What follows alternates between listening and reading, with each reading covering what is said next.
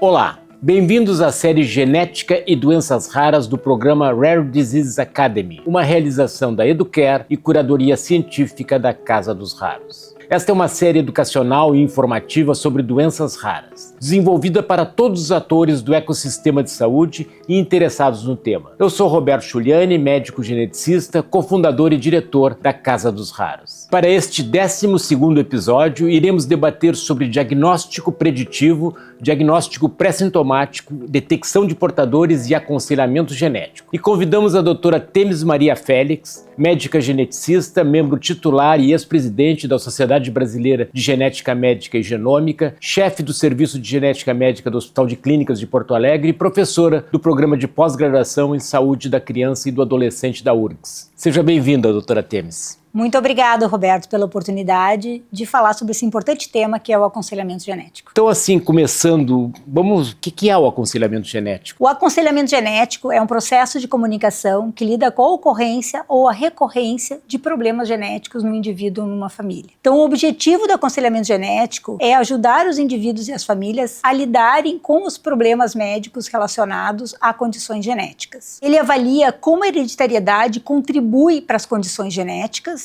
informando então o risco de ocorrência, o risco de recorrência nesta família e também ajudando as famílias e os indivíduos a lidarem com esses problemas e entender melhor o manejo, o curso da doença e também o diagnóstico. Entendido, assim, mas basicamente então, assim, quem que busca o aconselhamento genético?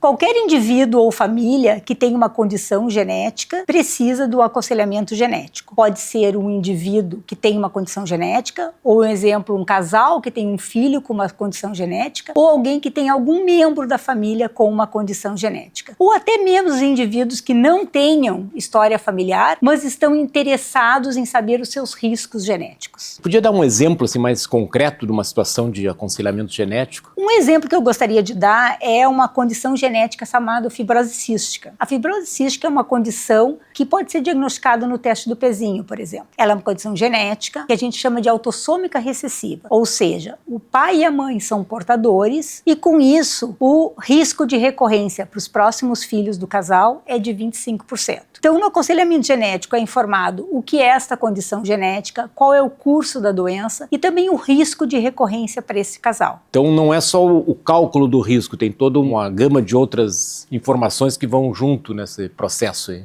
Com certeza, não é somente o cálculo do risco, porque a informação sobre a condição é muito importante, a informação sobre o manejo da doença é extremamente importante, até para a família entender como deve ser tratada esta condição, e também não só o risco de recorrência, mas também as opções reprodutivas que esse casal tem numa próxima gestação, por exemplo. Muito ilustrativo esse exemplo. Terias algum outro, assim, para mencionar? Um outro exemplo é um casal que teve um filho com síndrome de Down. Um casal jovem, teve o primeiro filho com uma síndrome de Down e eles gostariam de saber o risco de recorrência para o próximo filho desse casal. Então é feito o diagnóstico da síndrome de Down, é realizado o exame genético para saber se aquela condição é herdada ou não é herdada e aí é calculado o risco de recorrência. É discutido com esta família quais são as opções de diagnóstico, por exemplo, intraútero, que exames podem ser feitos durante a próxima gestação ou outras opções reprodutivas que esse casal tem. Certo, então nesses dois exemplos são situações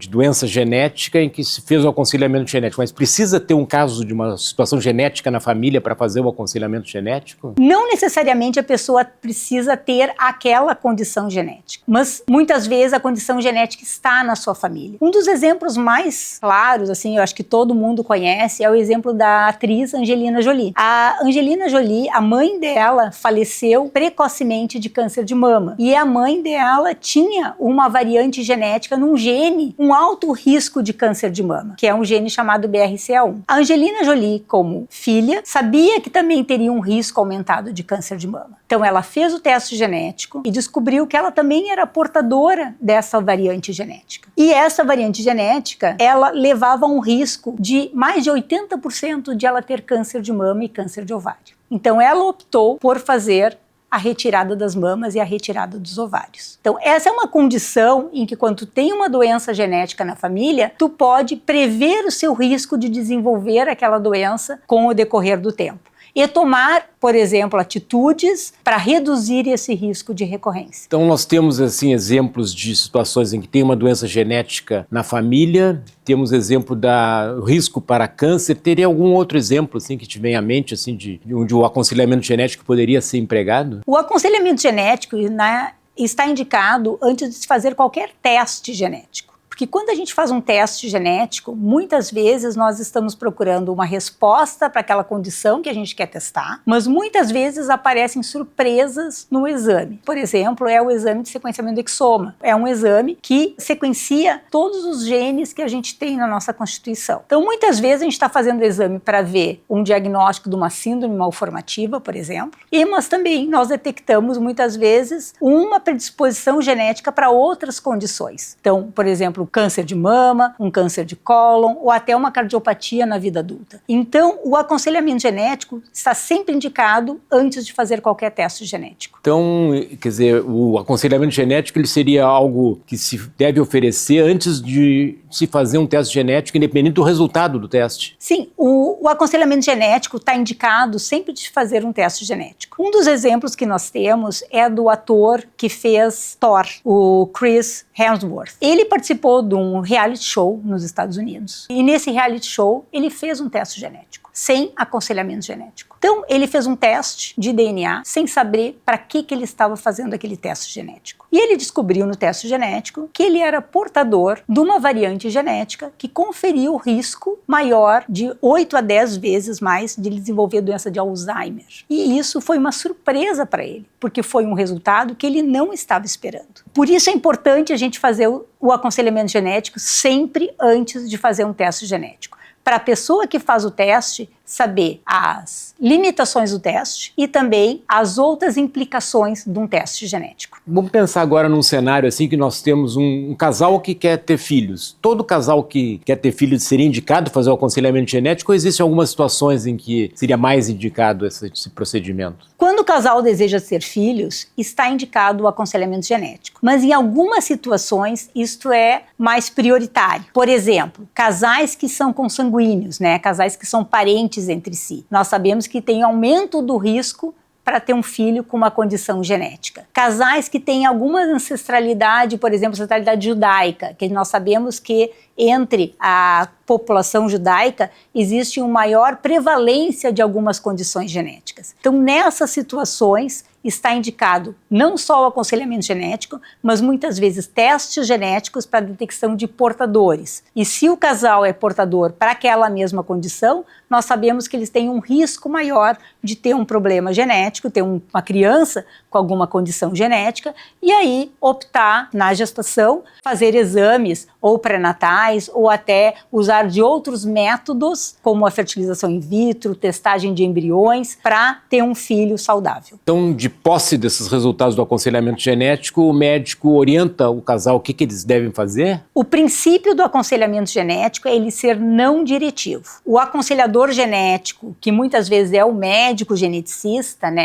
ele vai informar aquela situação, vai informar o risco de recorrência, informar as opções, mas quem toma a decisão é o casal ou aquele indivíduo que está recebendo o aconselhamento genético. Porque as decisões, elas são muito individuais, dependem das tuas crenças culturais, tuas crenças religiosas, e muitas vezes o que é bom para uma pessoa não é bom para outra. Tem casais que têm um risco de recorrência de 25% que optam por ter outro filho naturalmente. Outros preferem fazer, por exemplo, fertilização in vitro. Outros preferem adotar. Então, a decisão ela é muito individual. O que pode ser bom para uma pessoa não é necessariamente bom para outra. Isso depende muito dos valores daquela pessoa, das crenças culturais, crenças religiosas e das vivências que essa pessoa teve ao longo da vida. Então, muitas vezes, por exemplo, um casal que tem um risco de recorrência de 25% de ter um próximo filho com uma condição, alguns casais optam por não ter mais filhos. Outros optam por ter filhos, outros optam para fazer, por exemplo, testes genéticos na gestação. Então a decisão é muito individual. O que é bom para um nem sempre é bom para o outro. Então o aconselhador, na verdade, ele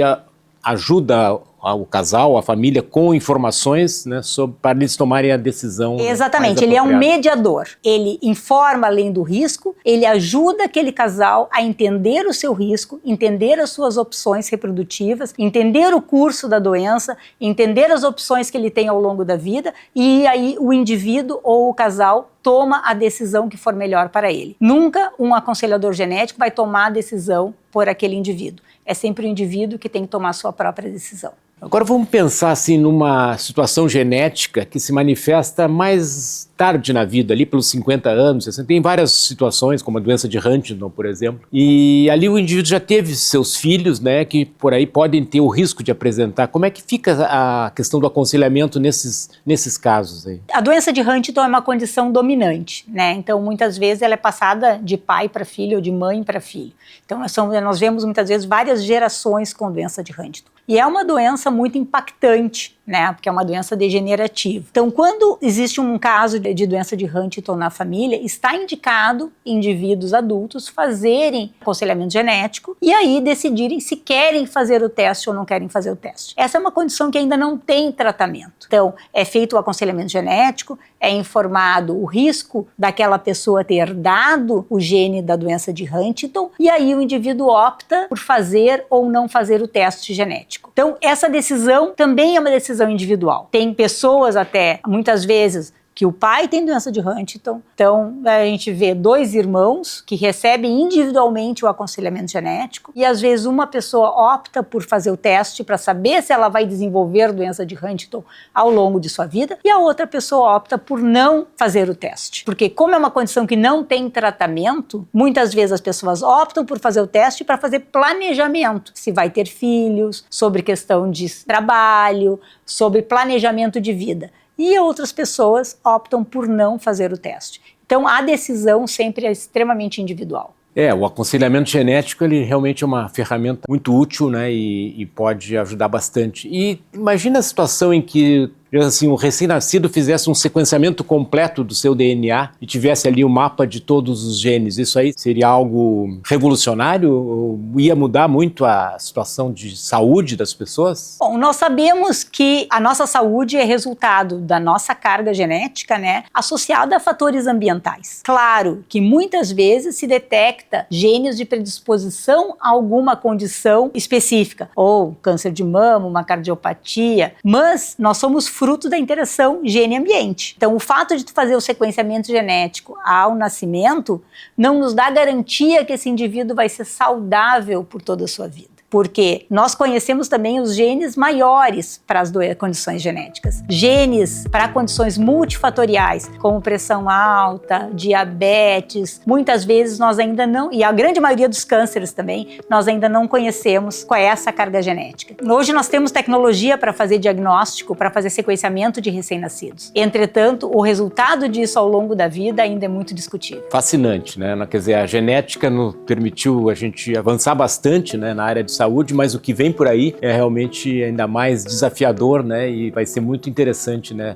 acompanhar todas essas descobertas que vão vir das interações entre os genes e os genes com o ambiente, né? É uma área em pleno crescimento. Muito obrigado, doutora Temes. Foi muito esclarecedor. Muito obrigado. Agradeço a audiência e convido você a assistir os demais episódios da série Genética e Doenças Raras no eduprimebrasil.com.br, a plataforma de streaming da Educare.